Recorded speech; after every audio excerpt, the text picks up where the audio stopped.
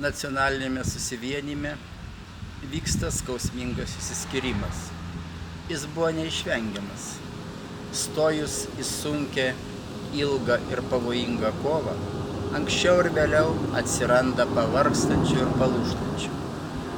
Mūsų partijai atsirado žmonės, kurie tiesiog nuleido rankas ir nutarė, kad geriausia eiti prisitaikymo prie politinių sąlygų keliu.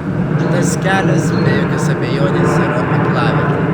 Todėl mums tenka išsiskirti, kad ir kaip gaila, bet tik tai susirinkusi tikrų kovotojų partija gali pakeisti Lietuvą.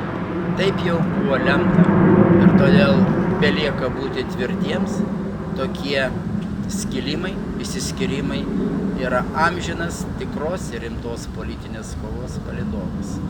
Nėra jokios prasmės leisti, kad nacionalinis susivienimas taptų dar viena konformistinė, konservatoriška dešinioji partija.